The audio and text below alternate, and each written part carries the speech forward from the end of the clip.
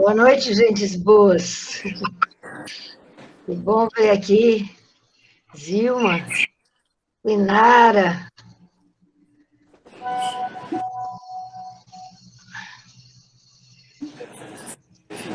Robério, incansável Robério,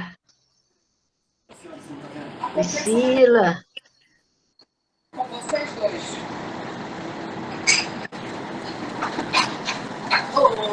Ana Márcia lá de Tianguá. Olá. Bom, são 20 horas e 7 minutos, né? Então, em respeito aqui, já temos quase 200 pessoas nos assistindo, nos ouvindo, nos honrando. Bebê! Nós vamos dar início, né?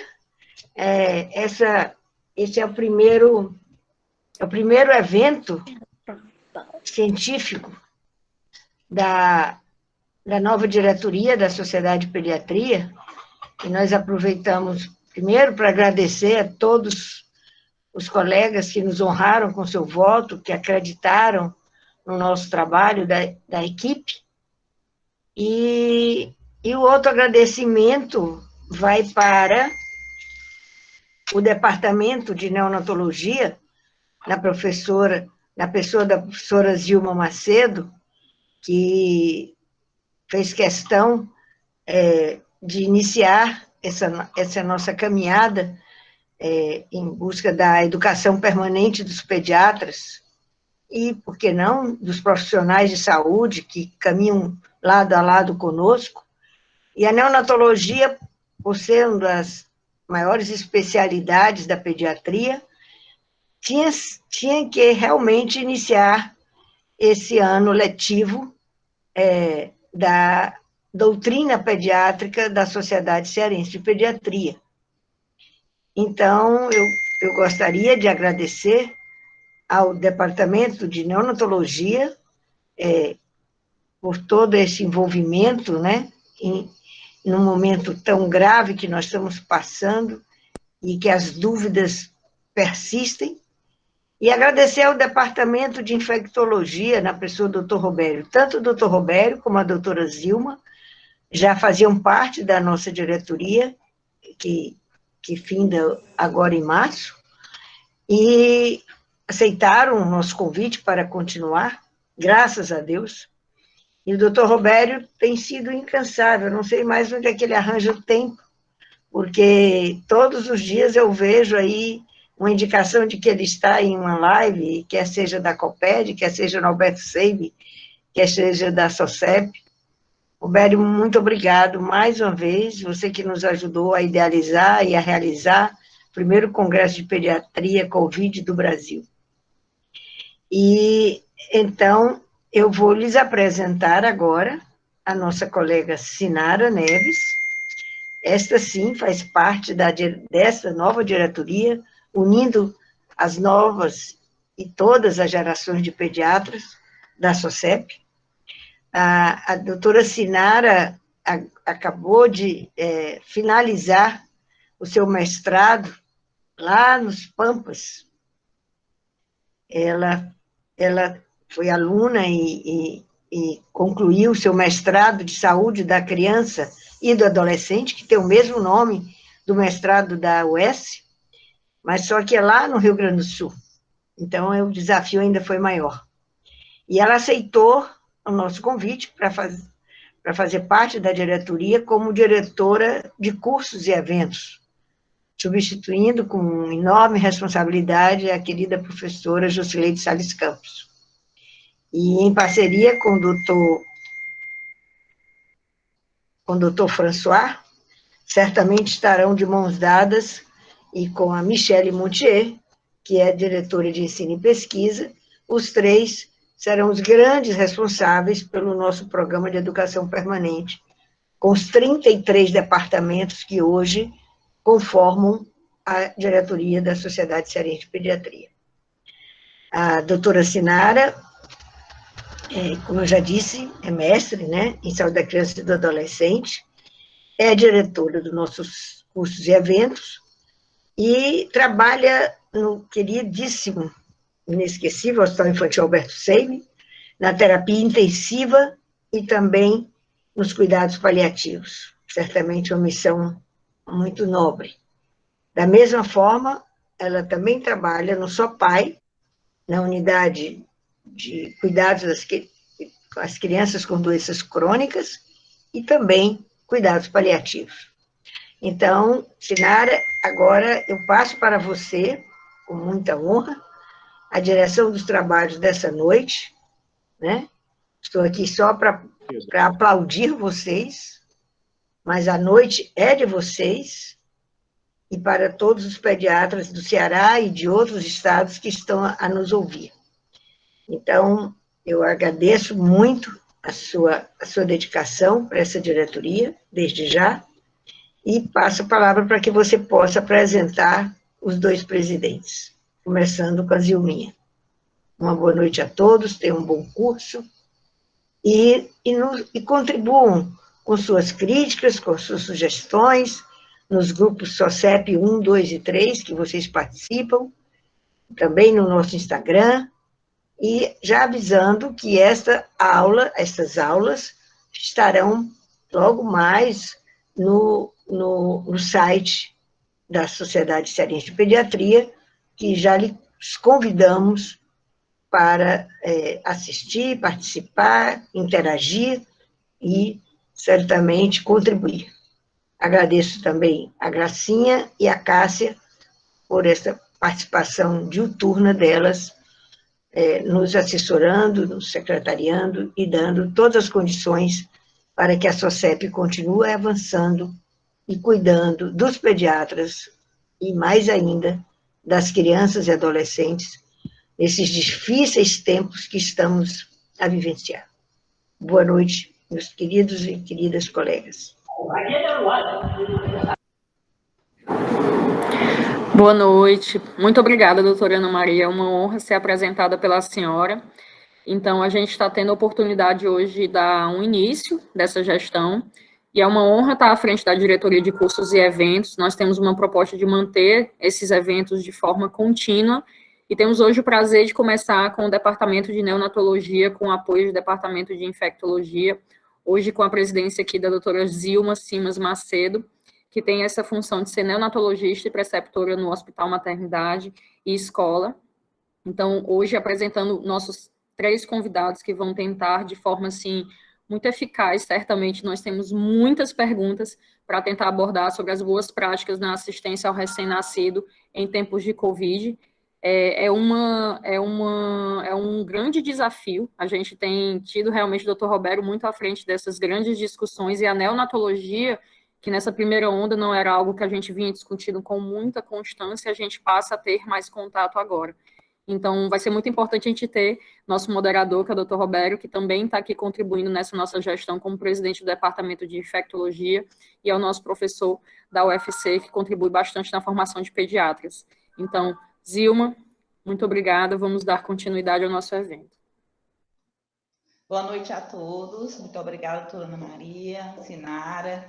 Eu agradeço a presença das colegas, do nosso time de neonatologistas, que hoje vai conversar com a gente, o professor Robério, sempre um grande parceiro.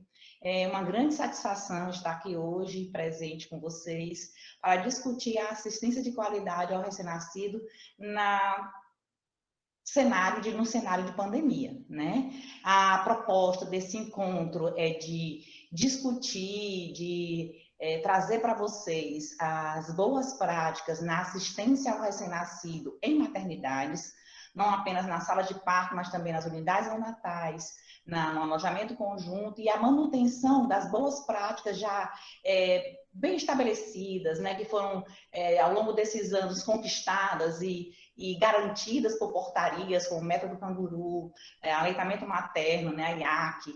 Então, tudo isso, como fica? O que é que muda? O que é que a gente precisa manter? O que é que a gente vai precisar ajustar diante das grandes... Vocês estão me ouvindo?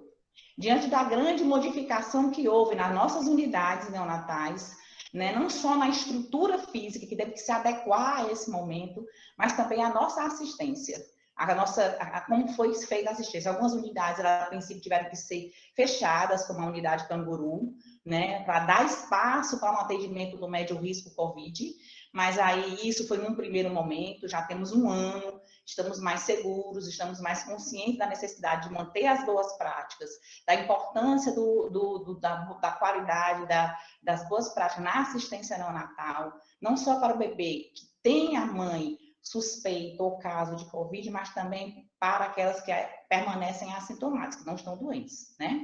Então, a gente convidou um time de neonatologistas que são assistencialistas, trabalham em hospitais referências, como o HGF, Maternidade Escola, César Counts, o Hospital de Maracanaú, o Hospital Valdemar de Alcântara. Então, são pessoas que estão lidando com essa situação no dia a dia e que estão estudando permanentemente e que vão nos trazer um pouco da sua experiência do que é recomendado. As recomendações da Avisa, como já está dizendo, são recomendações. Elas precisam ser ajustadas e adequadas à realidade de cada estrutura hospitalar, de cada estado, de cada município. Nosso país é um país continental, com características diversas, então a gente precisa fazer os ajustes necessários. Temos aqui colegas de outros municípios pequenos, com menos estrutura. Então, a gente vai conversar aqui como é que nós estamos fazendo um pouco, né, do que é recomendado, como estamos ajustando, e aí vocês vão estudar na realidade de vocês como fazer. Né? E a gente está aqui para ajudar, para dar esse suporte.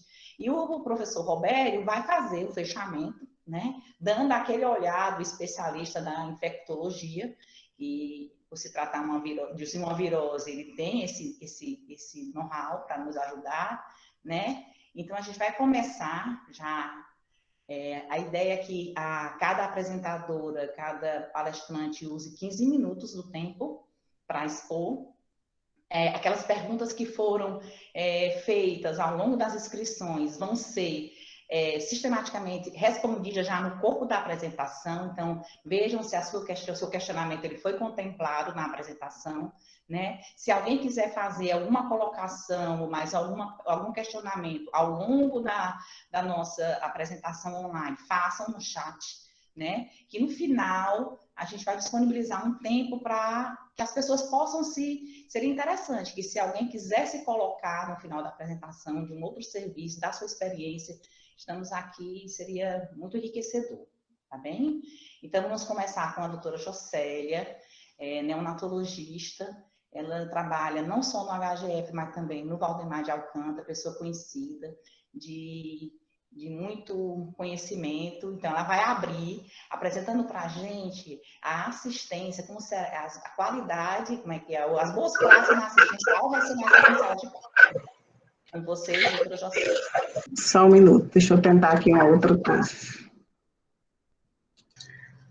Uma alternativa, Zilma, seria a gente começar com outro colega, enquanto a Cássia dá um suporte melhor para a doutora Jocélia. Gente, acabamos de testar isso, eu não entendo como é que é, sinceramente. Eu acho que podia fazer assim, Sinara. Podemos. Zilma, o que você sugere? O tema seguinte? Podemos fazer assim, Jocélia? Enquanto a gente tenta aqui no particular só receber sua apresentação? Exatamente. A próxima apresentação seria da Priscila Magalhães. Ela é staff na Maternidade Escola, diarista do Médio Risco, e também do Hospital de Maracanaú, né? E Priscila vai falar para a gente sobre a assistência ao recém-nascido em unidades neonatais e alojamento conjunto. Pode ser, Priscila? Pode sim. Estão me ouvindo? Sim, estamos te ouvindo, mas queremos lhe ver também. O vídeo está ligado, não deve estar funcionando, mas está ligado. Eu vou tentar só compartilhar a apresentação para ver se dá certo. Vou.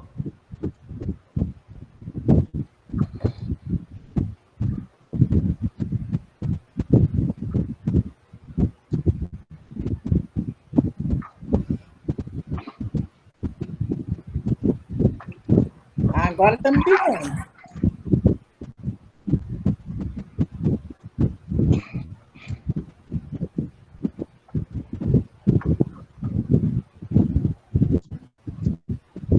Vocês estão conseguindo ver a apresentação?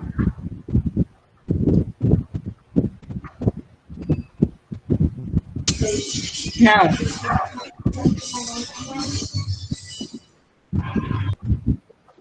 Será que nossas apresentações não estão no link que a gente testou, gente? Era melhor encerrar o link lá.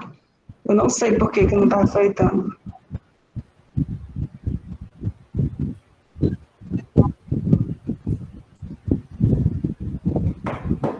Apareceu. Ok, Priscila. Ok. A Priscila começa, né, enquanto a Cássia dá todo o suporte para a Jocélia. Ok.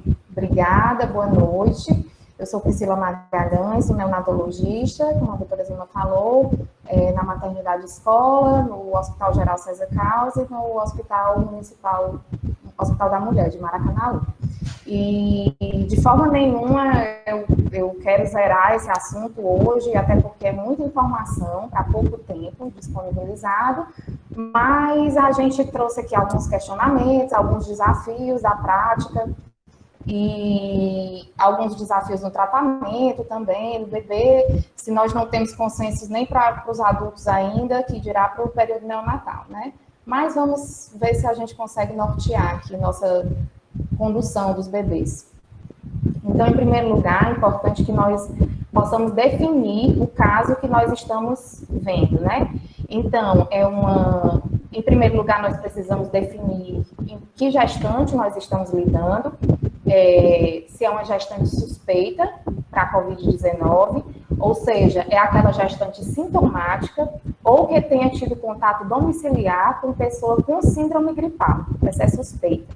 E a confirmada é aquela que já tem um exame de RT-PCR positivo, ou é aquela que, no caso, não conseguiu fazer a investigação laboratorial específica com o RT-PCR, mas que tem uma epidemiologia muito forte, ou seja, ela é um caso suspeito, né, sintomática, e que teve um contato domiciliar próximo, com um caso confirmado laboratorialmente. E essa gestante teve febre, ou pelo menos um sintoma respiratório nos últimos 14 dias após o contato, e ela não conseguiu fazer a investigação específica.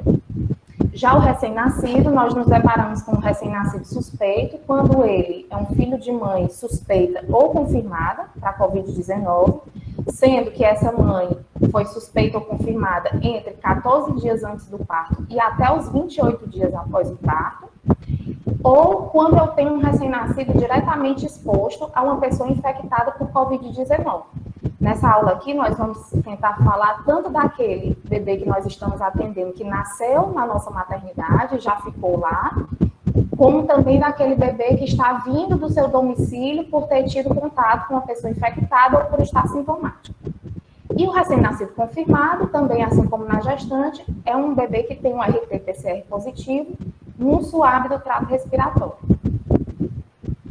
Então, de acordo com essa definição do Ministério da Saúde, nós podemos nos deparar com alguns cenários. O primeiro cenário seria aquele em que a mãe e o recém-nascido estão clinicamente bem. Esses dois, eles podem ficar em alojamento conjunto, o gnome pode ficar em alojamento conjunto, de preferência num quarto privativo. Caso não seja possível um quarto privativo, eles vão ficar em co-ops, ou seja, mães suspeitas e confirmadas com seus recém-nascidos, todas na mesma enfermaria. A distância mínima entre o berço do bebê e o leito materno deve ser de pelo menos 1 metro e, idealmente, 2 metros. E adicionalmente, esse bebê pode ser colocado numa incubadora para melhor proteção dele. O acompanhante pode existir no alojamento conjunto, desde que ele seja assintomático e que não seja compactante de pessoas com Covid-19, suspeitas ou confirmadas. Lembrando sempre que nós devemos adaptar essas orientações à nossa realidade. Então, se é uma enfermaria já com bastantes leitos, que eu não consigo fazer um controle dessa distância berço-leito de 1 metro, eu posso sim restringir a presença do acompanhante naquela situação, mas idealmente é bom que haja um acompanhante. A amamentação deve ser mantida sempre com o uso de máscara pela mãe. O RT-PCR, ele não é obrigatório nesses casos de mãe e recém-nascido clinicamente bem. Ele pode ser realizado desde que você tenha disponibilidade do exame, mas não é obrigatório. E ele também não deve postergar a alta hospitalar. Então, se você colheu porque você tem disponibilidade desse exame, se o recém-nascido está bem e tem condições de alta hospitalar, eu não preciso postergar a alta para aguardar esse resultado. Lembrando que a alta hospitalar desse recém-nascido, ela deve ser segura, ela nem deve ser antecipada e nem deve ser postergada por conta dessa situação. Então, a alta hospitalar, em geral, ela se dá com 48 horas de vida, né, segundo as orientações da Sociedade Brasileira de Pediatria, e assim ela deve ser feita. Lembrar que, nessa época de pandemia, o teste do pezinho ele pode ser colhido com 48 horas de vida, no momento da alta. Isso evita que o recém-nascido tenha que retornar ou procurar um serviço de saúde para colher o teste do pezinho. Um outro cenário é um recém-nascido que está bem, porém com a mãe clinicamente instável, ou seja, a mãe não tem condições de cuidar do seu bebê. Ainda assim, esse recém-nascido pode ser mantido em alojamento conjunto com um cuidador assintomático e não contactante. Porém, caso não seja possível esse cuidador, eu posso encaminhar esse recém-nascido para o 5, para a unidade de cuidados intermediários, em um leito de isolamento, até que seja possível a alta segura do recém-nascido, seguindo os mesmos critérios anteriormente falados. E o terceiro cenário é um recém-nascido sintomático. Até agora nós falamos dos recém-nascidos assintomáticos. Agora vamos falar dos sintomáticos. Tanto aqueles bebês que nasceram conosco, que são suspeitos por serem filhos de mãe com Covid-19, como aqueles bebês que vieram de casa, suspeitos ou confirmados para a Covid-19, certo? Primeiro, nós devemos classificar a gravidade do quadro clínico desse recém-nascido. O quadro clínico pode ser leve, moderado ou grave. No quadro clínico leve, eu tenho sintomas inespecíficos, que depois eu vou citar quais são, mas sem dificuldade respiratória. No quadro moderado, eu já tenho uma dificuldade respiratória, porém sem necessidade de oxigenoterapia suplementar. E no quadro grave, eu já tenho necessidade de oxigenoterapia suplementar. Essa é uma classificação bem... Eu tentei simplificar o máximo possível para que nós consigamos gravar bem.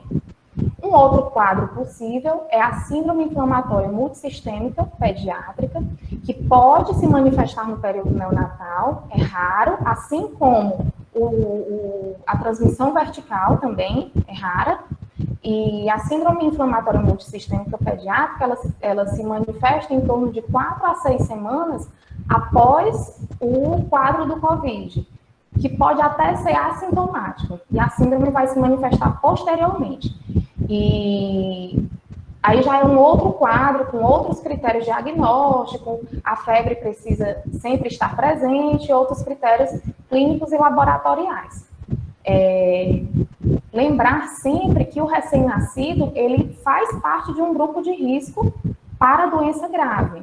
Então, todos os recém-nascidos, mesmo que eles tenham sintomas leves, eles fazem parte de um grupo de risco. E a partir desse conhecimento, eu vou definir o melhor tratamento e o melhor local de tratamento para esse bebê. As manifestações inespecíficas, como eu falei para vocês, febre, no caso do recém-nascido, instabilidade térmica, que pode ser hipotermia também, intolerância alimentar, vômitos, diarreias, os sintomas extrapulmonares, eles são bem frequentes no período neonatal. Os sintomas respiratórios, tosse, taquipneia, nos casos mais graves, cianose, né, os mais comuns, obstrução nasal, espirros, e a letargia, aquele famoso, o recém-nascido que não vai bem. Atentar que a maior gravidade foi associada com o início mais tardio das manifestações. Então, em geral, nós temos aquele bebê que nasceu de uma mãe suspeita ou confirmada, que na maioria das vezes vai evoluir bem. Porém, aqueles bebês que tiveram uma transmissão horizontal, ou seja, eles foram para o seu domicílio, ou então eles estavam na unidade, tiveram contato com alguém doente e adquiriram a doença, e eles iniciaram mais tardio as suas manifestações, eles vão ter uma tendência a maior gravidade. Então, atenção, não existe até o momento nenhuma orientação para modificação de tratamentos ou segmento para as diversas patologias respiratórias do período neonatal. Então, por exemplo, eu atendo um bebê prematuro, filho de mãe suspeita ou confirmada para a Covid-19. e esse bebê se manifesta para mim um quadro muito semelhante a um SDR. Então, eu vou conduzir esse bebê com o SDR conforme manda o protocolo de SDR, né, que é a síndrome de desconforto respiratório. Caso ele precise... Priscila, perdemos a tua tela, Priscila.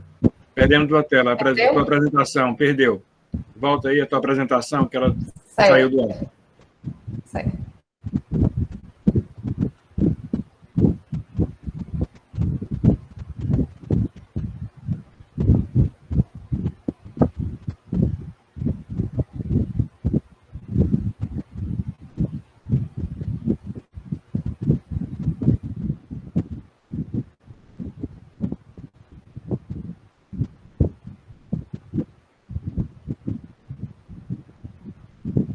Apareceu?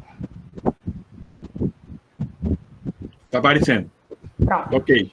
Pronto. Então, esse bebê, ele vai ser conduzido conforme o protocolo de síndrome de desconforto respiratório. Então, ele vai receber a modalidade respiratória que ele precisa naquele momento, seja um CPAP, uma ventilação mecânica invasiva, surfactante ou não. Então, essas condutas, esses protocolos já estabelecidos de síndrome de desconforto respiratório, broncoaspiração meconial, eles não sofreram nenhuma modificação pela suspeita ou confirmação de Covid-19. E vou falar agora do recém-nascido sintomático moderado. Vocês lembram que é aquele bebê que tem um desconforto respiratório, um grau de desconforto respiratório, porém não precisa de oxigenoterapia suplementar. Ele não tem hipóxia, não tem hipoxemia, nem tem hipercapnia.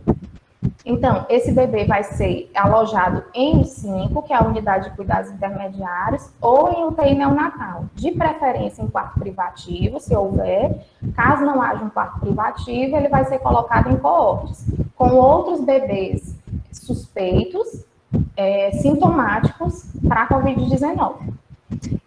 Vai ser colocado em incubadora aquecida, todas as precauções padrões de contato e gotículas devem ser estabelecidas e, eventualmente, a prevenção para aerosóis, caso haja algum procedimento gerador de aerosol. A distância ideal entre as incubadoras é de 2 metros de distância. Eu vou me preocupar principalmente com a manutenção da temperatura desse recém-nascido, com o estado de hidratação, com garantir a nutrição desse bebê, seja enteral, seja parenteral, e a monitorização. O suporte respiratório, como eu falei para vocês, não existe um protocolo específico para o Covid-19. O suporte respiratório é o que nós já temos para o período neonatal, seja uma ventilação invasiva, seja uma ventilação não invasiva com pressão positiva ou oxigenoterapia inalatória. Os antibióticos devem ser usados racionalmente, apenas se houver uma evidência realmente de infecção bacteriana. No período neonatal, nós lidamos muito com os riscos de infecção, né? Então, nós temos que estar atentos, porque como os sintomas são mais subjetivos, mais inespecíficos, nós precisamos estar atentos a essas evidências de infecção bacteriana.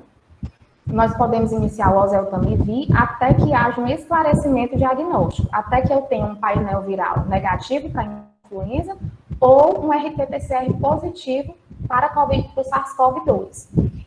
Nesses casos, desses bebês sintomáticos, sejam sintomáticos leves, moderados ou graves, todos os recém-nascidos sintomáticos devem sim colher o RT-PCR, diferente daquele bebê assintomático que ficou em alojamento conjunto com a mãe ou que teve contato com alguém com Covid-19. E algumas considerações no tratamento dos recém-nascidos sintomáticos graves. Nós falamos dos assintomáticos, falamos dos sintomáticos moderados e agora nós vamos falar dos sintomáticos graves.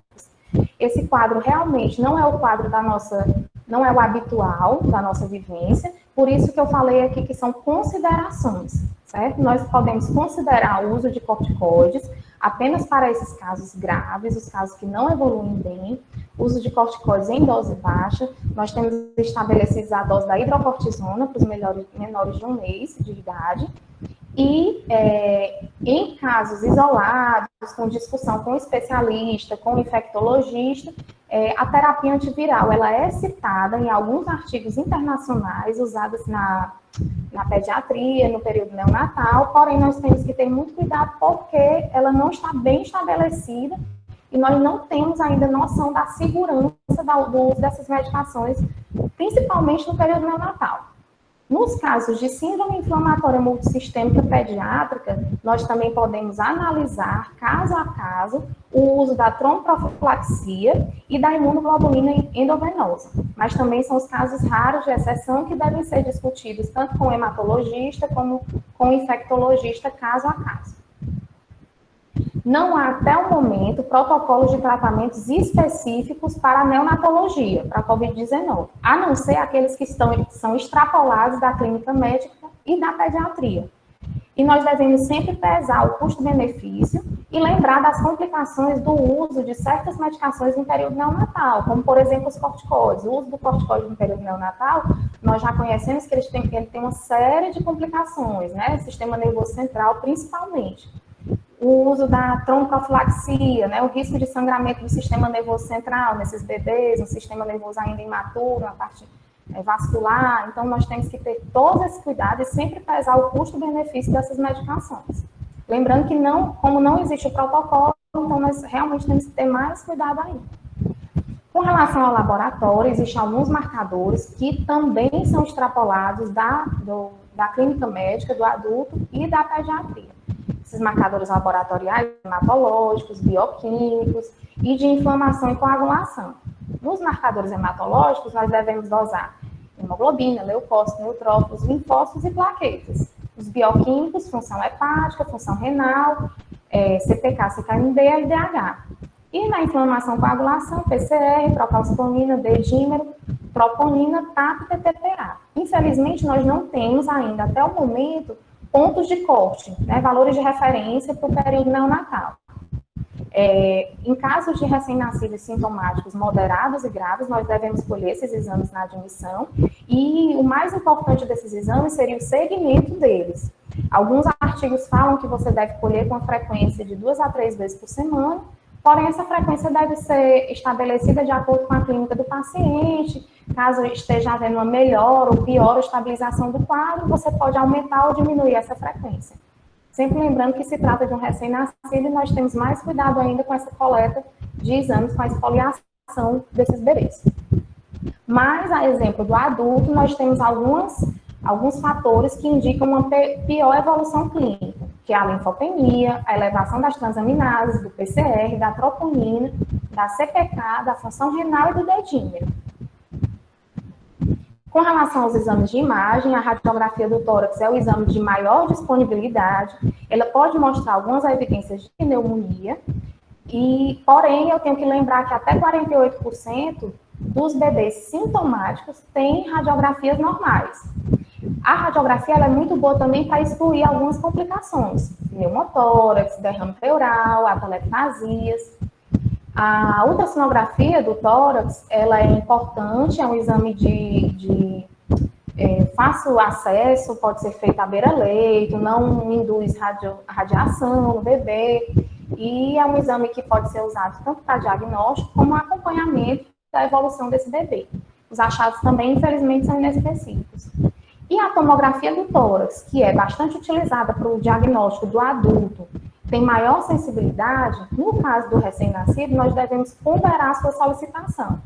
Lembrar que eu preciso de um transporte para fazer essa tomografia, o transporte muitas vezes é responsável por desestabilizar esse bebê, eu vou estar expondo um bebê a uma radiação muito intensa, e eu vou estar expondo esse bebê também a um ambiente potencialmente contaminado por Covid e por outros patógenos.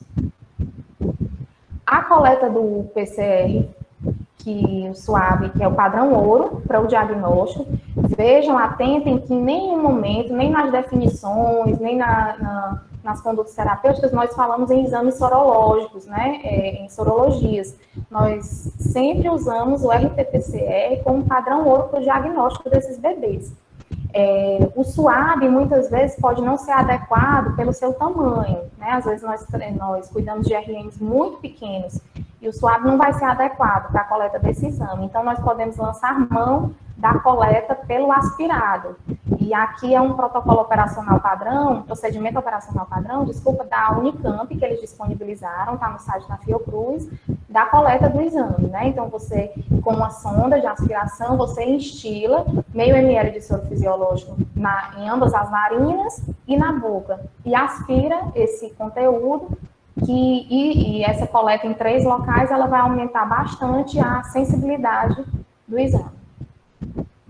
Então, tendo um recém-nascido confirmado para Covid-19, ele teve um PCR positivo já, seja esse bebê sintomático, ou seja um bebê que estava internado na unidade por um outro motivo e teve um achado acidental de um PCR positivo, por um bebê precisou fazer uma transferência para algum lugar, precisou fazer uma cirurgia, um exame, colher um PCR e esse PCR foi positivo, esse bebê vai ficar em isolamento por 14 dias a contar do dia do exame.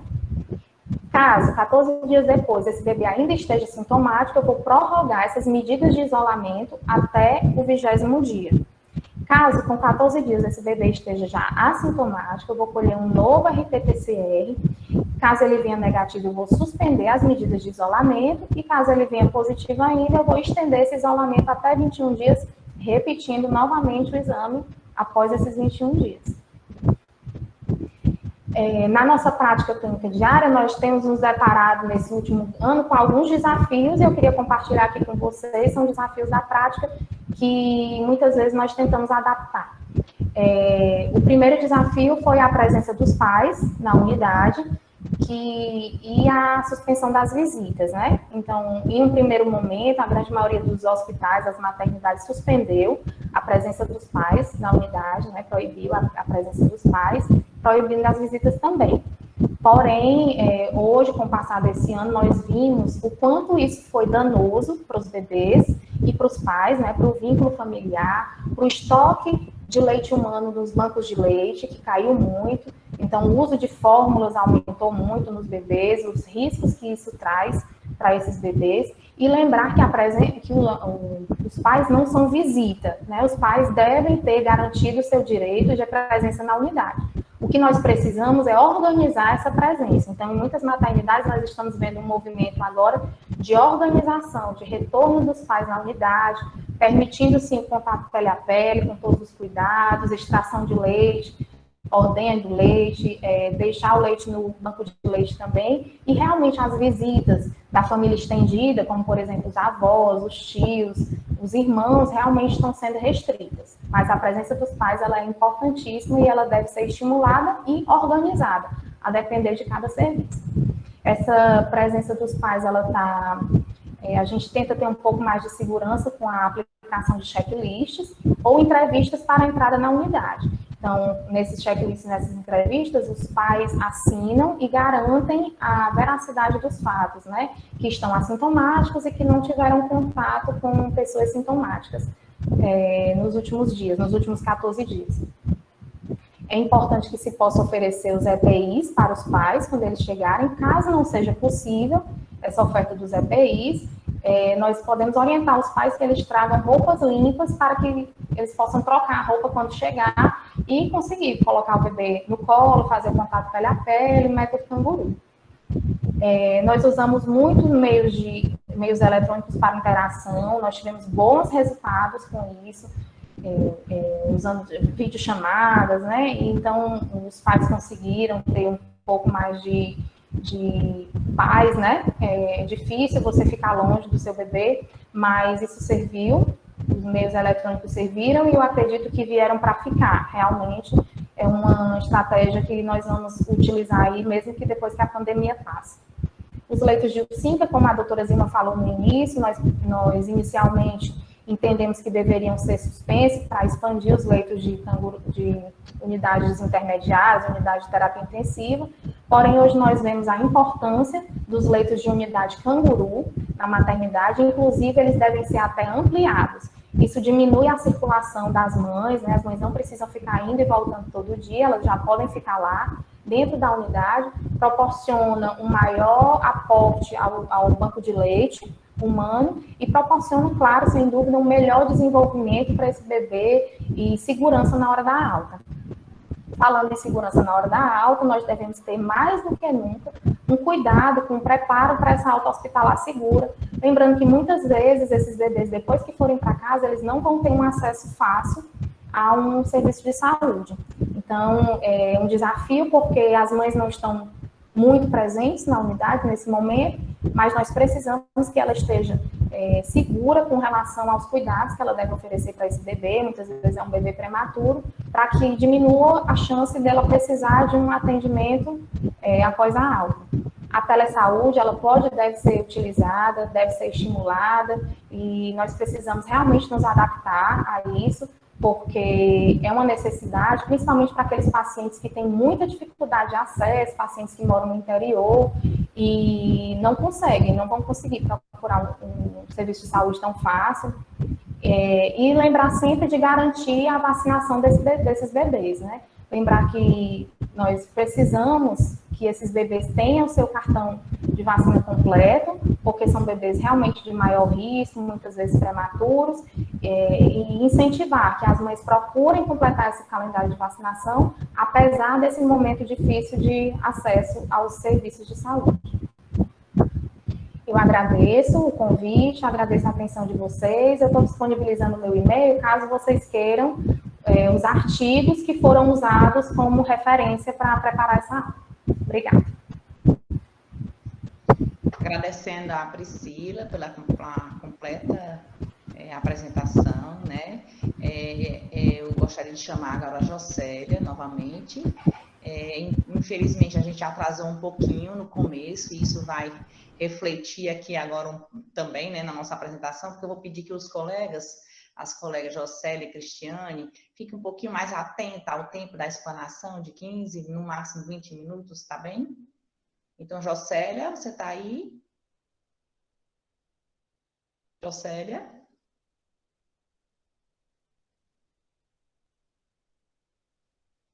Cristiane?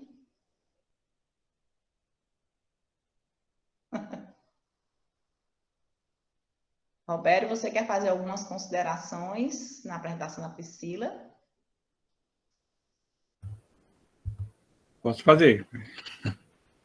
Assim, primeiro, parabéns pela apresentação, fantástica, né? Assim, realmente muito completa e eu acho que muito valiosa de quem faz e não só estudou o assunto, mas está fazendo no dia a dia, está tendo desafio, né? Dos problemas que a gente encontra nas unidades neonatais durante aí a pandemia, né? Eu queria só agradecer primeiro a apresentação da doutora Ana Maria, o convite da Zilma, né? E dizer que a Zilma, ela é mais ou menos uma discípula da doutora Ana Maria, mesmo estilo, né? Tem a tal do cinema novo, né? Uma câmera na mão e uma ideia na cabeça, né? É mais ou menos uma ideia na cabeça e muita vontade no coração, né? E ela rapidamente me chamou para participar aqui, mas agradecer realmente, né? Então, era isso, né? Só acrescentaria uma coisinha sobre a síndrome inflamatória neonatal, né? Essa é uma situação realmente nova para todos nós, e a Priscila tocou no assunto, né? Realmente extremamente desafiador, né? Eu tive a oportunidade de ver um caso recente de um bebê de termo que se apresentou com hipertensão pulmonar. Então, tem várias facetas dessa síndrome, né? Então, realmente, essa é uma maneira de apresentação, a enterocolite necrotizante, insuficiência renal, então, são várias, e a parte respiratória também, né? E ela pode já começar intraútero alguma coisa, alguma alteração já, uma pericardite, então, ficar atento para essas coisas diferentes, né? E aí sim, investigar amplamente o bebê, com os marcadores que a Priscila colocou, para realmente aí propor um tratamento, né? Esse bebê especificamente, a hipertensão pulmonar saiu muito bem, foi usado imunoglobulina e corticoide, como está no protocolo para síndrome inflamatória, e houve uma boa resposta, né? Mas é importante ressaltar o que ela colocou, a gente não pode inventar, né, o que não tem evidência, e a gente deve seguir o máximo as evidências, e ela colocou isso com brilhantismo. Muito obrigado, Priscila. Então, agora vamos passar a palavra para a doutora Parabéns, Jocélia. Roberto. Obrigada. E aí, gente, vou tentar aqui novamente. Vamos lá. Se já está na mão aí, porque para mim está aparecendo que está compartilhado, entendeu? Interromper compartilhamento. Nada está aparecendo aí para vocês, né? Não, ainda não, Jocélia. Pois então, vamos pedir as meninas para projetarem aí. Não dá para entender, sinceramente. É mesmo. Nós testamos antes da apresentação, foi tudo muito tranquilo. Pois é, eu vou interromper aqui o meu de novo, está aparecendo aqui. Interromper compartilhamento, era para estar projetando. Jocélia, entrou, viu? Oi? Entrou aqui a sua apresentação. Doutora Agora quem Jocélia, entrou? A minha ou a de vocês? entrou a da SOCEP, tá certo? Certo. Então, eu vou Tá pedir à senhora que, à medida que a senhora for apresentando, a senhora só pode sinalizar para a gente passar slide, passar, que aí a gente vai passando conforme a sua apresentação, tá bom? Pronto, pode seguir, então. Então, boa noite a todos. Vamos correr um pouquinho aqui para a gente... Volta um pouquinho o slide aí, primeiro. Vamos falar um pouquinho sobre a assistência ao RN em sala de parto em tempos de Covid, certo? Isso, para a gente contextualizar um pouquinho, pode passar o próximo. Só relembrando aqui, né, a epidemiologia do Covid-19, que surgiu aí em 2019 em Wuhan, na China. Lembrar que é causada pelo SARS-CoV-2, que a transmissão é por gotículas, e que é uma doença um pouco impactante aqui para nós. Agora entrou a minha tela. Impactante aqui para nós porque, na verdade, pelas múltiplas formas de apresentação, né? Vamos lá. Eu acho que é só a lentidão da internet, está aparecendo a minha e a de vocês ao mesmo tempo, né? Então, é uma doença que surpreende um pouco por conta disso. E, assim, o espectro variado de doenças que variam desde assintomática até quadros oligossintomáticos.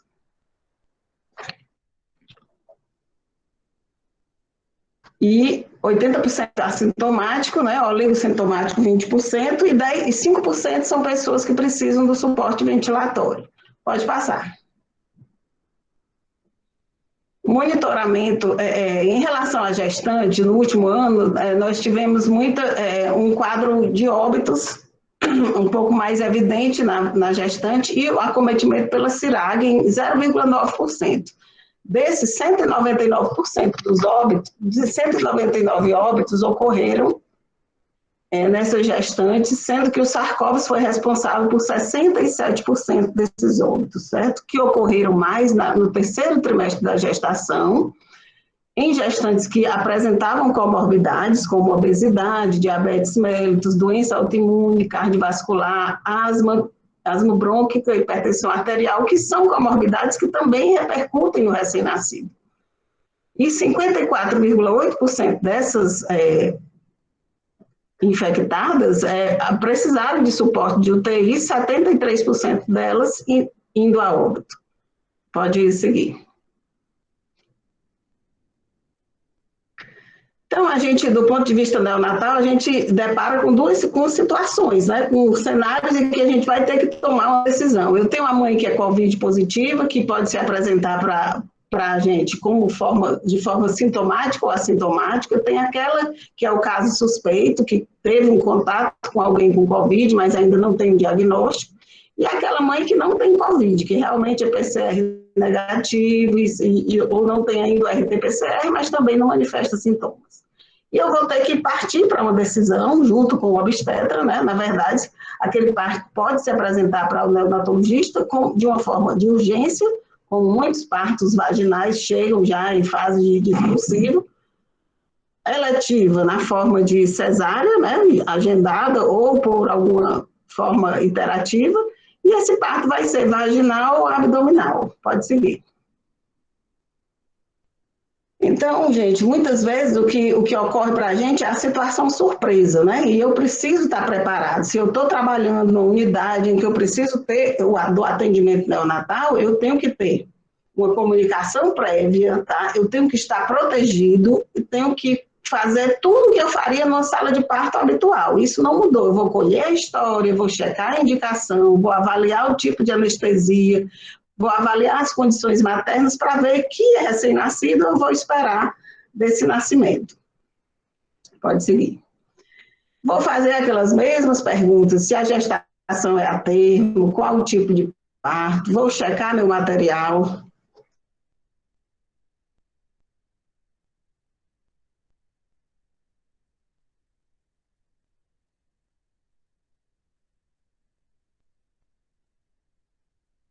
Jocélia, nós não estamos ouvindo.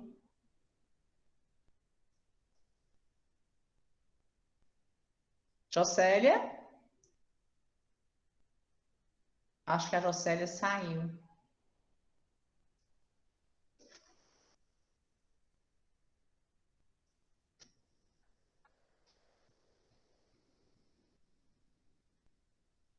Gostaria de pedir desculpas a todos pelas dificuldades, mas quando faz ao vivo é desse modelo. Gostaria até de deixar sugestões para os próximos módulos, que de repente possam ser híbridos, né? Que algumas pessoas venham participar e a apresentação seja feita diretamente aqui da SOCEP. Talvez a gente conseguisse evitar esse tipo de queda de comunicação, né? Só uma sugestão. Como é que faremos? Passando para a Cristiane? É verdade, Zilma, eu acho que é algo para a gente ponderar, realmente, para tentar ficar uma coisa mais uniforme. São muitas pessoas, né, que estão aqui, assim, dispostas a participar, isso vai prejudicar, inclusive, a intervenção no final, ninguém vai poder se colocar mais, e aí vai ficar difícil, né? Peço só um pouquinho a compreensão de todo mundo, porque eu não sei o que é que houve, se foi a internet dela, talvez tenha sido, sabia?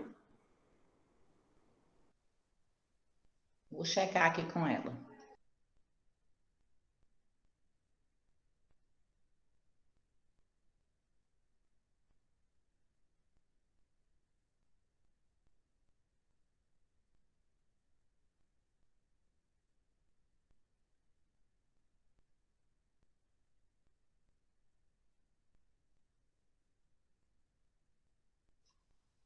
Eu não estou conseguindo a comunicação. Pronto, a Cássia conseguiu contato, caiu a conexão dela, ela está já retornando. Eu peço só um pouquinho de paciência, tá, gente? Para a gente dar continuidade à apresentação dela. Só um minutinho.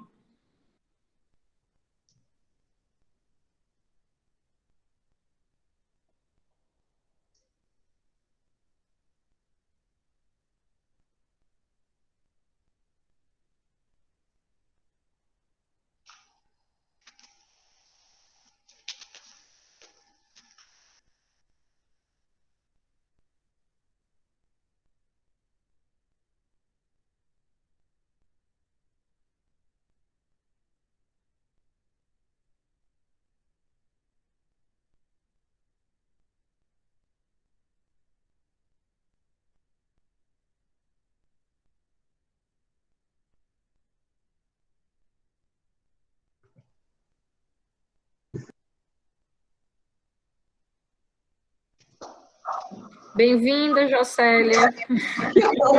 Hoje é meu dia, viu? Sem problemas. A gente está no mesmo slide, tá certo? Pronto, tá. Então, vamos seguir. Então, eu tenho que fazer as mesmas perguntas que preconiza todo aquele atendimento da sala de parto, certo? Se o parto é natural, é cesárea, preparar a minha sala para qualquer intercorrência, para o máximo que eu tenha de complicações no recém-nascido, certo? Mas uma coisa a gente faz um pouquinho diferente para garantir as boas práticas, exagerar um pouquinho na nossa proteção individual, certo? Pode seguir. Então, quando a gente vai se prepara para assistência ao RN de mãe COVID, nós precisamos estar muito mais preparados e protegidos. Óbvio que sempre temos que estar com a vestimenta adequada e tudo, mas como existe esse momento COVID, uma infecciosidade grande, a gente tem que estar preparado para tudo. Então, muitas vezes você se expõe numa sala de parto, não é COVID, no dia seguinte a mãe manifesta sintomas, no outro ela aparece com COVID. Então, não arriscar, é a maior recomendação que eu teria aqui para vocês. Tem que estar protegido, usar a máscara N95, face shield se possível, ou óculos, e os aventais, pelo menos o que puder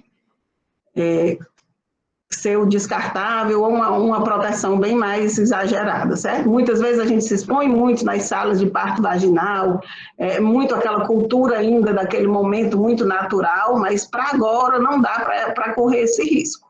Pode seguir.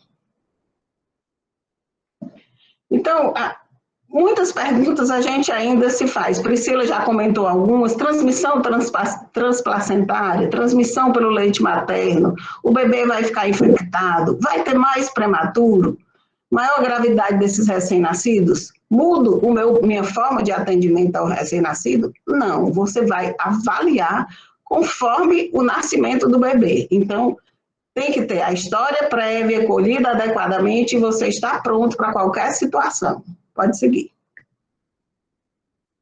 O que a gente tem observado um pouquinho mais é que algumas gestações têm sido interrompidas um pouquinho antes por condições maternas, né? E isso tem gerado um nível a mais de prematuros que nem sempre estão preparados. Aquele bebê que a gestante, que tinha uma bolsa rota, que se fazia um corticóide, que entrava em trabalho prematuro, são situações que nem sempre a gente está vendo agora por conta da gravidade do Covid e que tem que interromper a gestação por conta da gravidade materna. Então, nossa maior orientação seria o preparo da sala de parto para receber o bebê de maior risco. Então, eu tenho que ter aquele berço aquecido, pronto, envelopado, por que se passa o plástico? Para não danificar, na verdade, os equipamentos que depois do atendimento à mãe Covid, ao parto Covid, ele tem que ser higienizado de forma adequada, né? Todo o material de reanimação, e o que se recomenda é que a gente tenha o filtro antibacteriano ou antiviral, e mais alguns componentes, como, além do filtro, uma pinça, você conseguir fechar um pouco se houver necessidade de intubação, você fazer o procedimento que a gente chama de intubação segura, para evitar o mínimo de contaminação.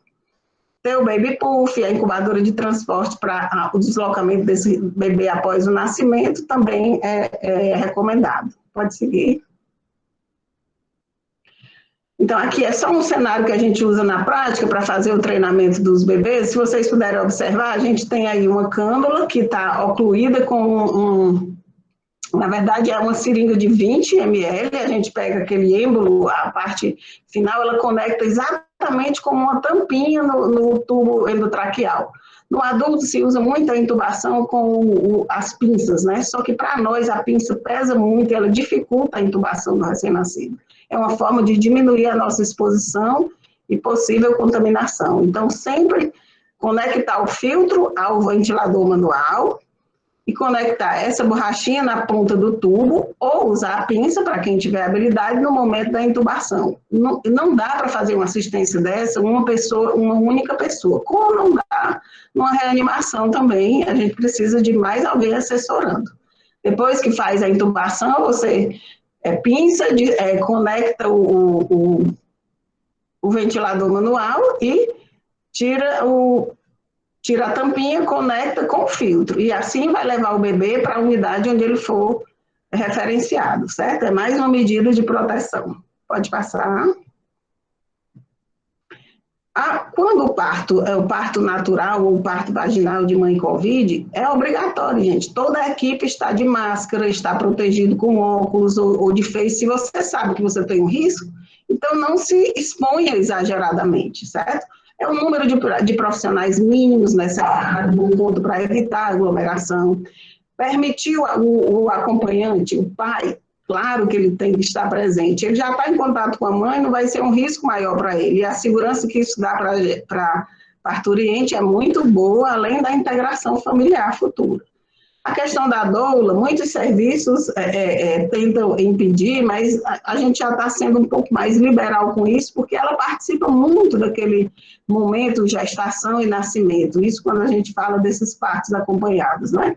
Mas talvez exigir ou solicitar um PCR para garantir que aquela pessoa não esteja contaminada é uma das condutas que se faz atualmente, certo? E a gente tem que garantir as expectativas daquela mãe, por todo aquele momento de gestação, que já está sendo muito sob estresse por conta da própria pandemia, se nesse momento você não deixa o pai entrar, separa a mãe da criança, não faz um contato pele a pele, nem que seja rapidamente, claro que ela vai estar de máscara, tá? Não precisa exagerar, também estar de luva, mas com higienização das mãos, isso a gente pode liberar.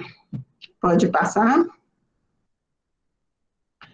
Então, mais perguntas. São muitas perguntas e as respostas são ainda duvidosas, certo? O clampeamento oportuno do cordão, à medida do possível, pode ser feito. Não há necessidade de se ficar 3 minutos ou mais do que isso. Então, pelo menos 1 minuto seria o recomendado, né? O contato pele a pele deve ser feito. A amamentação na primeira hora, a preparação do pai na sala de parto, isso individualizando a conduta conforme as condições de nascimento da criança, conforme as condições maternas, se ela está num ambiente, a mãe está muito sintomática, a gente tem que avaliar isso aí, 1 a 1, conforme as condições do binômio. Pode seguir.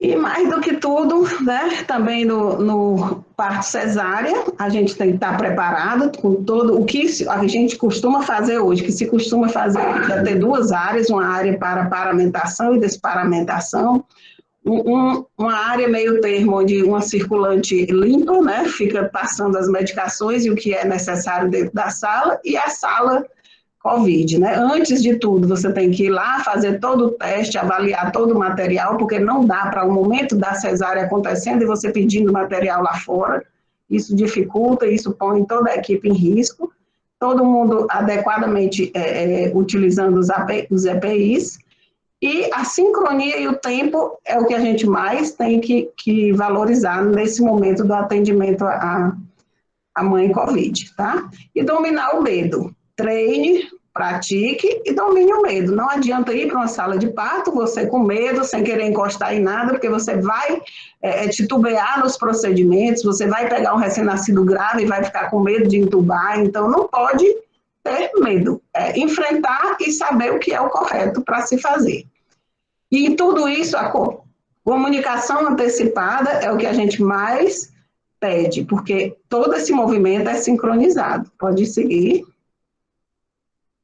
Então, a sincronia vai desde o preparo da sala, a equipe toda preparada e paramentada, a mãe só chega, a gestante só chega na unidade para o parto cesáreo quando está tudo pronto, entra direto na sala, para evitar a contaminação dos arredores. Não existe um centro cirúrgico só para COVID, muitas unidades não conseguem fazer esse isolamento total. Então, a gente tem que tentar fazer o fluxo mais rápido para evitar a demora, né, e esses momentos. A anestesia, faz a cirurgia, retira o bebê, dá os primeiros cuidados dentro da própria sala, ele lá é pesado, feito todos os cuidados iniciais, e daí ele vai para o destino em que a sua condição clínica solicita. Pode seguir. Então, avaliar a vitalidade, que é o que a gente sempre faz. Fazer o contato pele a pele. No parto cesáreo não dá. No parto vaginal, avalie se tem condição ou não. Aquecer o bebê. Aspirar, eu preciso realmente aspirar? É uma prática necessária ali? Avalie a condição daquele bebê. Se não for, não aspira. É menos risco.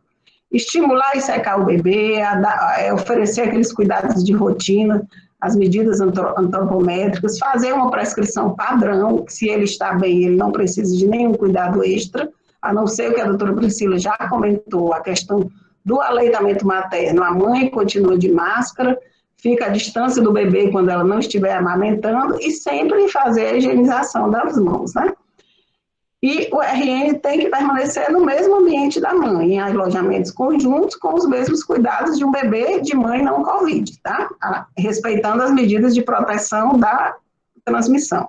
Pode seguir. Então, para onde esse bebê vai? Esse RN, se estiver saudável, ele vai para o alojamento conjunto, fica em isolamento com a mãe, vai ser avaliado no dia seguinte, às 24 ou 48 horas, conforme o serviço, em aleitamento materno, e se os dois tiverem condição, alta hospitalar.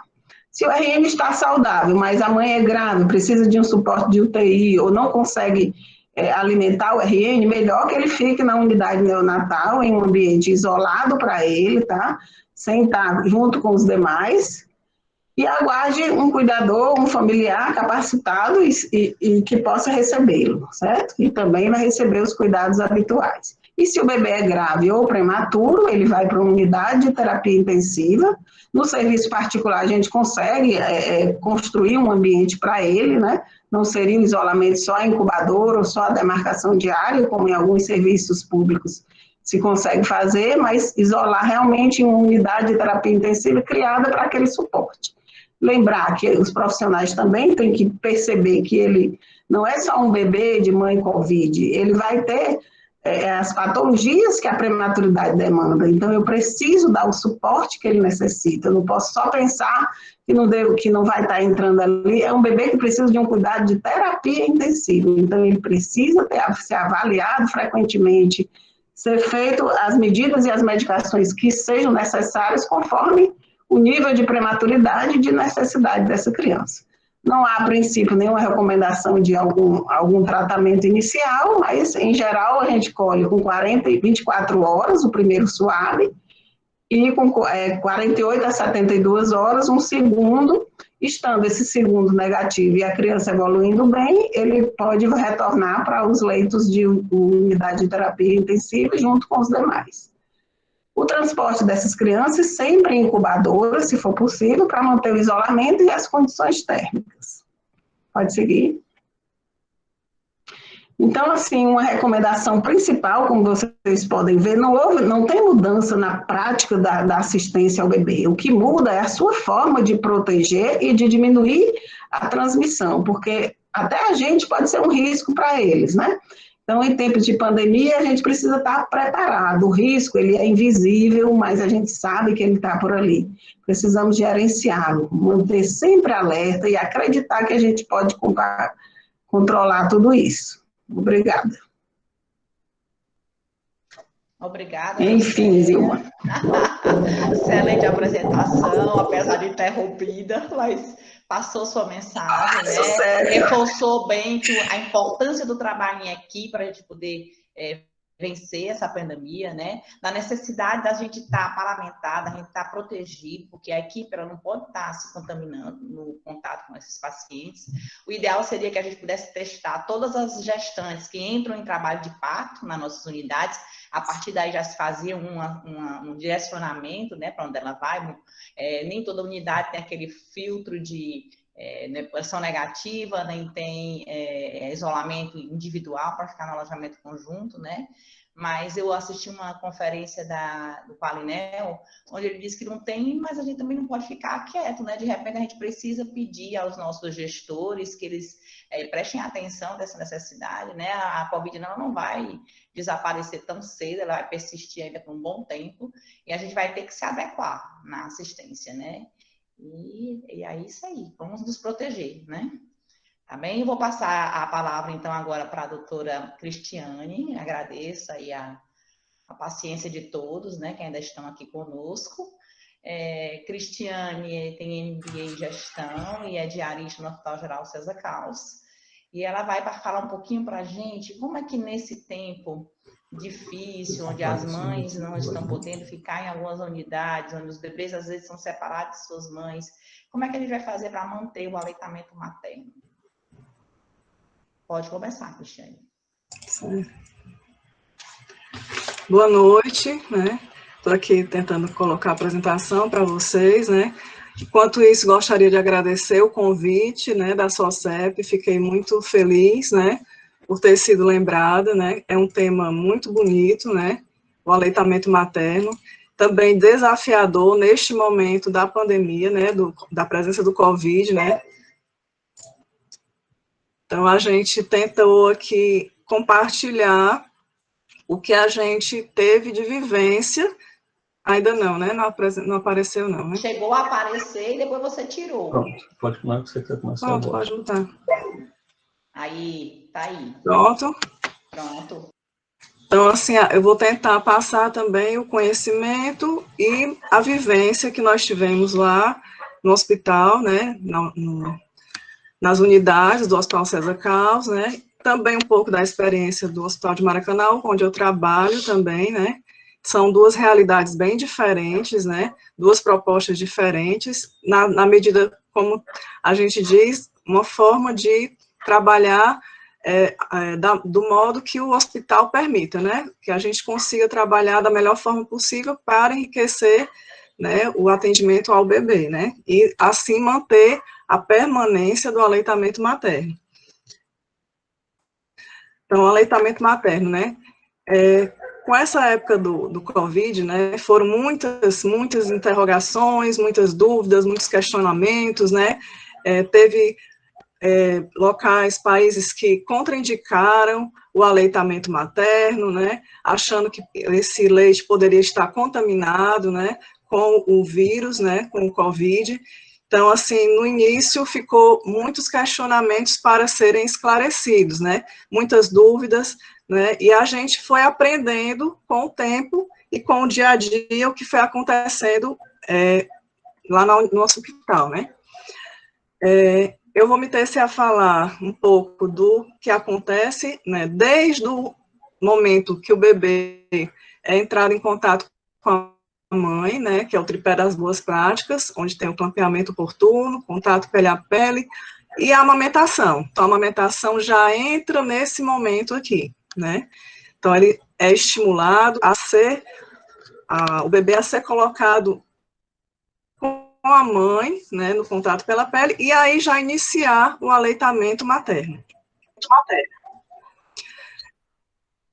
Para a gente falar um pouquinho, algumas organizações, alguns órgãos de saúde acabaram por passar suas orientações para que ficassem mais fáceis da gente conseguir trabalhar o aleitamento materno, né?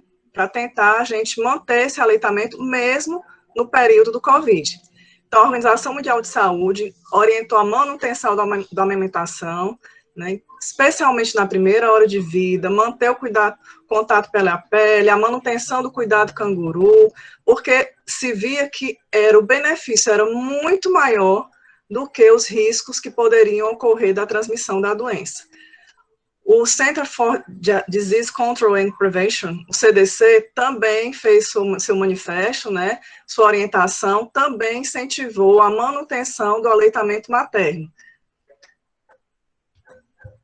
O Ministério da Saúde, que é o nosso órgão, né, baseado também nos benefícios da amamentação, né, e na saúde da criança e da mulher, também na ausência de constatações científicas sobre a transmissão do coronavírus por meio do leite materno, né, não contraindicou a suspensão do aleitamento devido ao risco de transmissão da doença ao recém-nascido. Né? Então, as mães que desejarem amamentar, elas devem ser incentivadas a manter o aleitamento, porque não só para o bebê, para a mãe é muito importante esse momento, né? É um momento que ela idealiza desde o nascimento, ela se prepara para o aleitamento, então esse momento tem que ser incentivado e tem que ser orientado com os seus cuidados, né? Então, a nota técnica número 9 saiu para classificar os recém-nascidos, e assim, com essa classificação, a gente vai fazer a abordagem individualizada do bebê, né? Então, as mães assintomáticas, sem contato domiciliar com o SARS-CoV vírus tipo 2, a gente vai manter os cuidados, como a Jocélia já falou, o acompanhamento em tempo oportuno, o contato pele a pele, o aleitamento materno na primeira hora de vida. Já as mães sintomáticas, ou com contato domiciliar, ou a infecção já comprovada, certo? O clampeamento oportuno do cordão também vai ser mantido. Já o contato pele a pele, ele deve ser suspenso, assim, por um momento. Na verdade, ele deve ser adiado, né? O bebê é ressecado, cordão intacto ainda, e não há necessidade do banho. Eu vi uma pergunta aí no chat, perguntando se o bebê precisava ter o banho de imediato. Não, não há necessidade do banho do bebê após o nascimento. A amamentação deverá ser adiada, né, para o momento em que a mãe consiga fazer a higienização e as medidas de prevenção da contaminação do recém-nascido, né? Que é o banho no leito, a troca de máscara, a troca de roupa, né? Para que tenha maior segurança para o bebê. A amamentação é indicada e não está contraindicada em nenhuma situação clínica durante a permanência da mãe em atendimento hospitalar, desde que a parturiente se encontre em condições satisfatórias de saúde e assim o deseja. Então, sempre tem que perguntar à mãe se ela está disposta a amamentar, se ela está tranquila para amamentar, se ela deseja amamentar. Então, ela é a principal personagem da amamentação. Ela desejando amamentar, então vamos estimular a amamentação. A mãe que não deseja amamentar ou tenha receio da amamentação, né? No caso, uma mãe de risco, uma mãe comprovada, né? Então, ela pode optar pela retirada do leite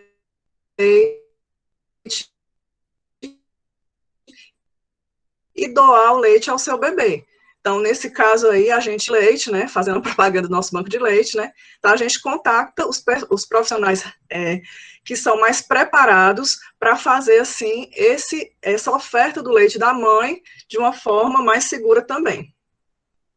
Quais são os cuidados que devemos ter para uma mãe que deseja amamentar e tenha essa segurança para ofertar para o seu bebê?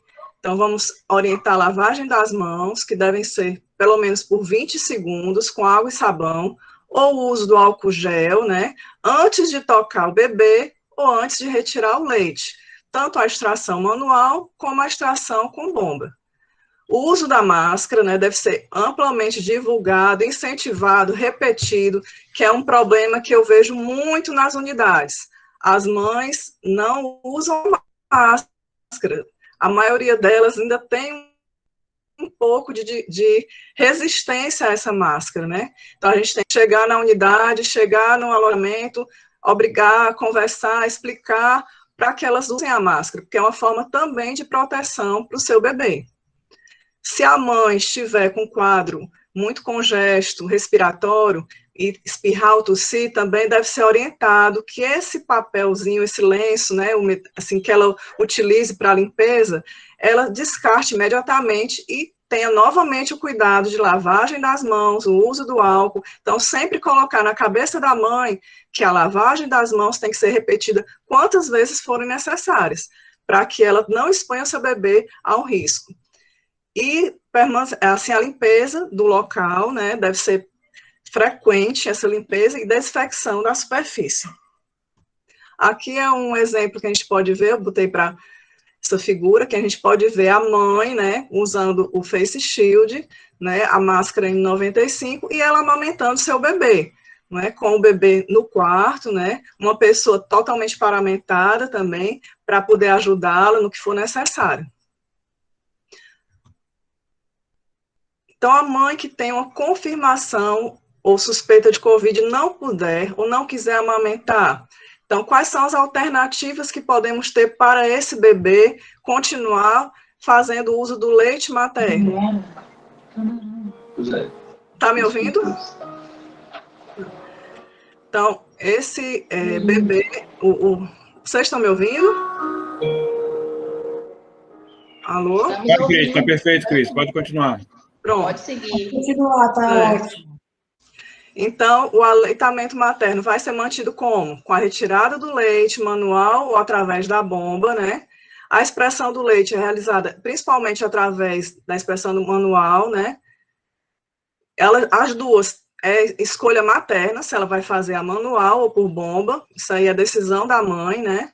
A escolha também de como dependerá da preferência, como eu já falei, dos equipamentos, se ela tiver disponível a bomba e achar mais fácil, né, mais tranquilo, então ela que vai decidir qual é a forma que ela vai retirar esse leite, né? E a bomba, a gente tem que garantir, orientar a mãe que ela faça a limpeza adequada após cada uso. Por que que a gente tem que incentivar o aleitamento materno? Muitas mães, elas, infelizmente, são separadas dos seus filhos devido à condição do bebê. Então, elas desejam amamentar, elas já vêm com esse preparo para a maternidade, né? Mas, infelizmente, o bebê nasceu com desconforto respiratório, teve que ir para a unidade de médio risco, né? Ou então, um bebê que foi muito prematuro, teve que ir para a UTI, e ela, infelizmente, teve que ser afastada do seu filho, né? Então, a gente orienta que ela continue a retirada do leite, porque na hora que seu bebê retornar à sua casa, ela possa continuar esse trabalho de amamentação que ela, infelizmente, foi interrompido durante esse período que o bebê ficou no hospital, né? O leite materno, no caso das mães que também tiverem, assim, um receio de ofertar o leite, com medo de transmissão para o bebê, ou então algum receio, ou então não está ainda em condição física mesmo, porque às vezes elas ficam muito debilitadas, né, as mães que têm a COVID, né, então elas podem pedir uma ajuda a uma pessoa, né, uma pessoa da família que não esteja com risco, né, que não tenha risco de exposição, né, para que ela possa ofertar o leite que ela retirar para o seu bebê. Aí ela pode usar o copo, a gente orienta o uso do copo, colher, né, de uma forma que ela achar mais fácil, né. E a pessoa que vai ajudar também, a mãe ou a cuidadora, sempre lembrar dos cuidados com a higiene das mãos, né. A máscara, né? Quais são os cuidados que a gente tem que orientar sobre as máscaras, né? As máscaras devem ser substituídas assim que elas ficarem úmidas, né? Ao tossir, espirrar e a cada mamada. As máscaras podem ser descartáveis, né? Podem ser caseiras, né? Na medida que a pessoa possa adquirir uma máscara descartável, seria melhor, mas na impossibilidade, por às vezes condições financeiras, a máscara caseira também deve ser incentivada. Esse colocar e retirar da máscara tem que ser orientado também para que a mãe não toque na frente da máscara e depois imediatamente tocar no bebê. Então, quando ela colocar a máscara, ela tem que lembrar que ela não vai mais tocar na máscara, né? E caso a mãe também quiser usar, ela pode usar o face shield, como a gente já mostrou na foto, né? Ou então ela não tem a condição de ter a máscara, até mesmo um pano limpo que cubra o nariz e a boca pode ser utilizado.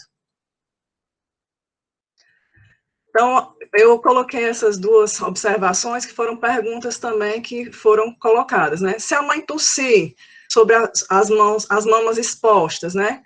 O que é que ela deve fazer? Então, a lavagem das mamas, nesse caso, está indicada, né? Mas não é necessário que ela lave as mamas a cada mamada, né? Ela deve seguir aquelas orientações que a gente já falou, mas no caso de tossir ou alguma contaminação pelas gotículas, aí ela vai lavar as mamas para poder ofertar o leite para o seu bebê. Então, a transmissão do vírus por leite materno ainda não foi detectado. Tem trabalhos que mostraram, né, que foram achadas partículas do vírus, mas não vírus vivos, né?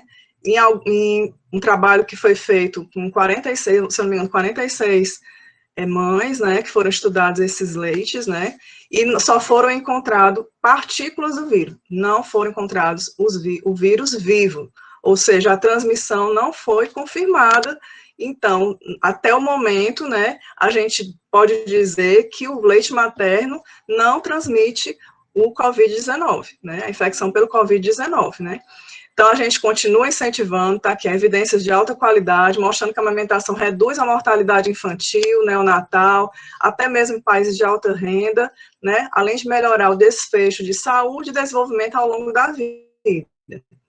E esses benefícios são sempre superiores aos riscos de contaminação, né?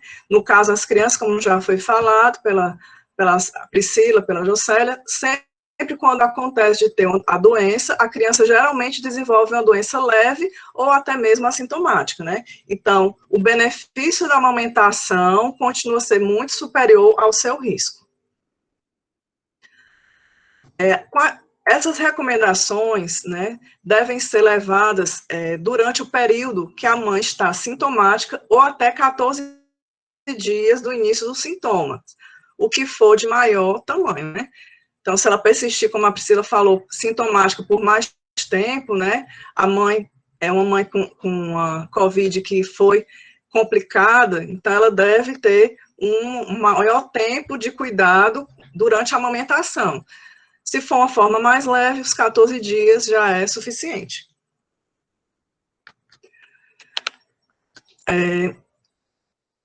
As recomendações do Ministério da Saúde sobre o contato mãe-bebê e amamentação baseiam-se em uma consideração completa, não apenas no risco de infecção da criança, mas também nos riscos de mortalidade grave associados à não amamentação. No nosso país, a gente sabe que a condição social é muito precária, né? Então, a amamentação tem salvado muitas crianças, né, do risco da mortalidade no primeiro ano de vida, então ela tem que ser incentivada. Até porque também fórmulas, né, são muito maléficas para o bebê. A gente vê muito isso na idade. Infelizmente, com a ausência das mães, como já foi falado também, os nossos bancos de leite estão bem escassos de leite, né?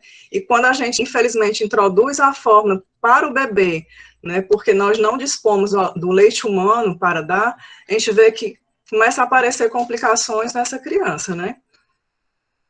Então, as organizações, por que algumas, isso aqui também eu falei para uma pergunta que foi colocada, né, no chat, que perguntaram por que no Brasil é de um jeito e no outro país eles adotaram a não amamentação, né? Então, as outras organizações provavelmente, né, preferiram evitar a amamentação, levando apenas em consideração os impactos da doença, e não o que a gente sempre vê, que é os benefícios da doença, ou os benefícios do aleitamento. Eu coloquei esse slide aqui porque eu fui também fazer uma investigação, já que o nosso banco de leite está sempre escasso, faltando leite, a gente está com uma dificuldade muito grande, né, de doadores, né, para as unidades de UTI, de médio risco. Então, infelizmente, a mãe com a doença, com o COVID, não vai poder fazer a doação de leite nesse período, né? Então, não está indicado, está, na verdade, contraindicada a doação, né? Todos esses casos aqui. Mas assim que a mãe estiver curada, ela pode, se ela tiver interesse, né? Se tiver com leite suficiente para doar, ela pode retomar a doação, né? Infelizmente, eu até contactei com o nosso banco de leite, as mães podem retirar o leite, mas esse leite não é aproveitado. E no outro caso também que a gente tem, que eu fiquei assim também reflexiva, foi a doação do leite das mães que estão internadas. Elas podem ser feitas, né, para o bebê delas, né, mas no caso, se ela tiver em condição, né, nos casos que elas estiverem no isolamento, o bebê não vai poder receber esse leite, porque ela não tem como retirar num ambiente contaminado do isolamento. As mães, quando vão para casa, elas podem fazer a doação do leite para o seu bebê, especificamente para o seu bebê. Esse quadro aqui resume bastante o que a gente falou, né? Então, a mãe é o caso suspeito ou confirmado de COVID. Se ela for sim, e ela está bem o suficiente para amamentar, então ela já começa a amamentação no hospital e para dar continuidade em casa.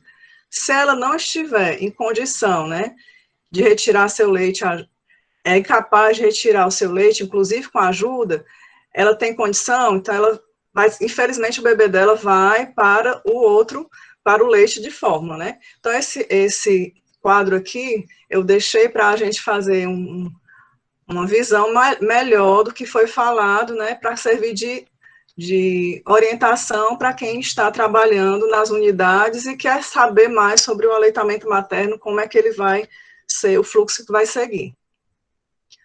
Então, eu achei essa imagem que eu botei, porque eu estive essa semana lá na unidade de Canguru, né, que é a nossa unidade Canguru. Graças a Deus, ela está sempre cheia, bem procurada, as mães estão querendo ficar com seus filhos, porque elas sabem que, infelizmente, na hora que elas recebem alta, elas não vão ter mais esse acesso ao bebê até o bebê ter a alta. Lá no César Carlos, a gente não está ainda permitindo o retorno das mães para a visita, né?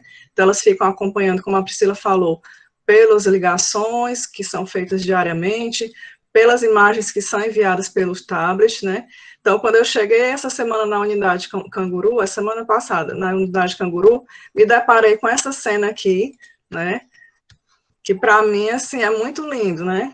Você vê o interesse da mãe em ficar com seu bebê, e você chegar lá e ver esse bebezinho lá fazendo o que a gente queria que todas as mães estivessem, com seus filhos amamentando.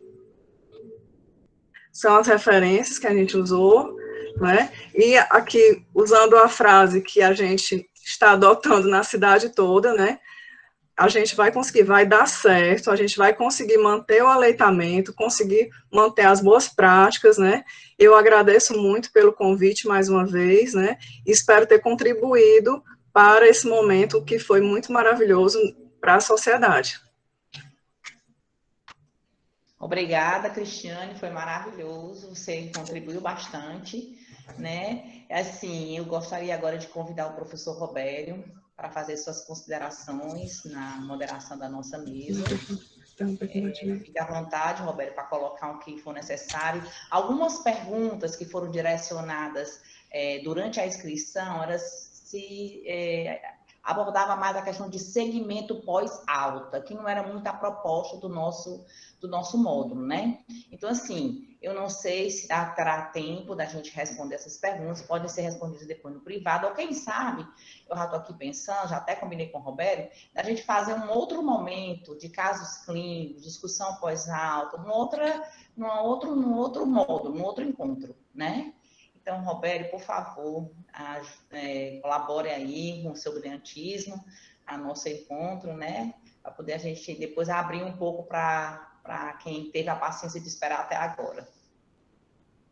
Bom, queria dizer que fui convidado para ser moderador, mas, na verdade, eu vim para aprender, né? Eu aprendi muito, e essa era a minha expectativa realmente, né? Então, não podia ter recusado o convite, né? Dizer para a Jocélia que foi um parto laborioso, mas eu tenho certeza absoluta, né? São mais de 200, né, de pediatras, neonatologistas assistindo, e as informações que ela passou são fundamentais, vão melhorar a qualidade da assistência ao parto, né? Aos bebês nesse período da pandemia. Eu tenho certeza de que isso realmente aconteceu, né? Então, parabéns pela apresentação, Jocélia, muito boa. E só lembrar assim, né? As pessoas ficam com muito medo do recém-nascido, e, na verdade, a chance de ele ter o vírus quando ele nasce é de 1,6%, 2%. A gente tem que tomar mais cuidado realmente lá com a mãe, né, até com os próprios colegas de equipe, né, que podem estar lá com o vírus, né? Então, a gente está mais preocupado com esse aspecto, só para lembrar disso, né? E parabéns pela Cris, que falou aí sobre o aspecto do aleitamento materno, que ele realmente é fundamental e traz uma lição que vale para muita coisa na medicina, né? A gente sempre trabalha com risco-benefício, né?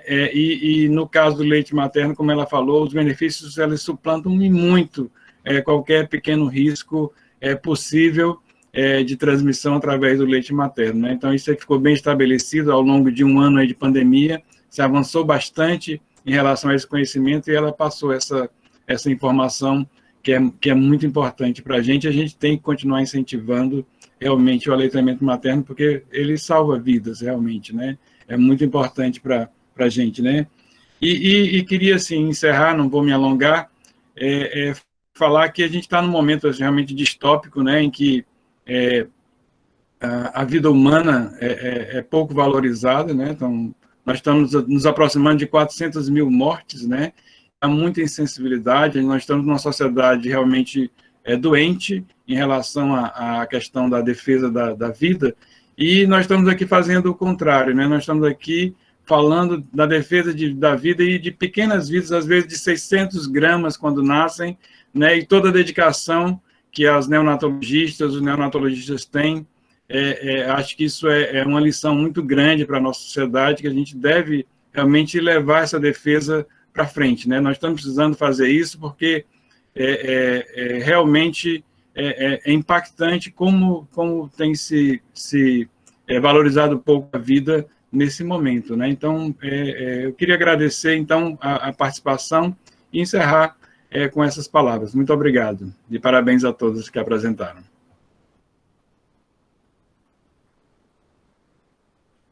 muito feliz com esse nosso encontro. Eu acho que tudo é um aprendizado, né? A gente ainda tem muitos questionamentos que precisam ser respondidos, a gente está fazendo todo dia, do melhor jeito, né? A gente tem que adequar e a gente adequa da melhor forma que a gente pode. Os bebês, a gente precisa ver uma preocupação que foi do grupo que se inscreveu e é nossa, dos neonatologistas também. Depois da alta, como está sendo o segmento desse bebê no ambulatório? A unidade básica de saúde está preparada para receber essa criança? Ou tudo está evoluindo bem? Na maternidade escola, uma residente de pediatria, ela fez uma teleconsulta com 50 pacientes que receberam alta. Nós já estamos com 150 binômios. Na minha ACA, o bebê ele fica no alojamento com a mãe em sistema de coorte. Não temos unidades isoladas, mãe e bebê. Eles ficam numa enfermaria com mais alguns binômios. E ela fez os questionamentos e até os 50 primeiros que ela entrevistou, até aquele momento não houve nenhuma contaminação, não houve nenhum bebê que tivesse manifestado, tivesse tido ser reinternado, né? Então, assim, a gente ficou muito feliz, porque logo a princípio, no começo da primeira onda, a gente mandava para casa, como é que vai mandar um bebê desse para casa? E se ele complicar, e se ele adoecer, como é que ele vai fazer? Nós não vamos readmitir, como é que a gente vai mandar esse bebê sem ter um segmento, como a gente faz com sífilis congênita, com tosse congênita, com HIV, que a gente manda, tudo muito bem elaborado, tudo muito coordenado, né? Eu soube hoje, essa semana, que a puericultura não está funcionando bem. Então, assim, como é que está sendo o acompanhamento desse bebê? Então, acho que vai merecer um segundo momento, para a gente poder discutir isso, talvez uma oficina de serviços que fazem neonatologia, para a gente ver com o pessoal que está recebendo esse bebê, como é que está sendo feito esse segmento, né? Porque a gente investe muito, como o Roberto falou, a gente dá o suor e o sangue todos os dias para que as crianças saiam amamentando, que fiquem com suas mães. Infelizmente, em algumas situações, as mães agravam, e a gente tem que dar alta do bebê, então é uma situação meio que de guerra, ou se a mãe não está bem, o bebê vai primeiro, se a mãe está bem e o bebê não está, a mãe vai, o bebê fica, e é isso aí, a gente tem feito assim, né? Tem muitas perguntas que talvez não tenham sido respondidas durante as apresentações, eu não sei se seria uma boa ideia a gente abrir. Alguém quer fazer alguma pergunta nesse momento? Porque já são 21h49, eu não sei se o pessoal tem paciência de mais tempo. Eu tenho uma proposta, Zilma. Faça, doutora Ana. Eu acho o seguinte, em respeito a todo mundo, as meninas também, é perigoso ficar aí na sociedade até tarde. As perguntas poderiam ser colocadas nos grupos ou no site da SOCEP e seriam respondidas por vocês. Eu acho que é mais prudente, né? Nesse momento de pandemia, está tão perigosa a cidade, e eu acho que a gente já está aqui quase 2 horas, vocês já trabalharam demais. Eu acho que é mais prudente, é a minha sugestão. Doutora Ana, a gente até conversou, né, Zilma, que é uma proposta, algumas pessoas que se inscreveram enviaram as perguntas de forma cadastrada, então nós temos acesso ao e-mail, confirmei com a Cássia aqui, então a gente vai pedir o apoio dos palestrantes um pouquinho mais para depois a gente tentar fazer essas respostas do que não foi abordado nas palestras, para tentar contemplar as dúvidas de todo mundo, mas até pus aqui no chat que todas as sugestões de momentos educativos a gente está anotando, porque a proposta da SOCEP é essa mesmo, essa educação continuada, especialmente com compartilhamento de experiências, porque é algo muito novo, né, para todos nós. Quero agradecer, acho que agora a gente, Zilma, pode começar a fazer um encerramento. Fico muito feliz, nós tivemos participação de mais de 200 pessoas, praticamente até o final, agora há pouco, que as pessoas começaram a sair um pouquinho, ainda temos em torno de 150 na sala, então muito obrigado aos palestrantes que fizeram presente, que apresentaram muito bem, obrigada por essa contribuição e obrigada a todos que participaram também. Muito obrigado mesmo a cada um de vocês foram gigantes, e foi muito bom conversar com a neonatologia, com a Sinara, com o Rubério, com a Priscila, com a Jocélia. Pô, eu estou muito feliz. Muito obrigado mesmo. Tenha uma boa semana de trabalho e vamos nos cuidar mais, cada vez mais. Eu queria também Não dá para baixar a guarda, né, Rubério?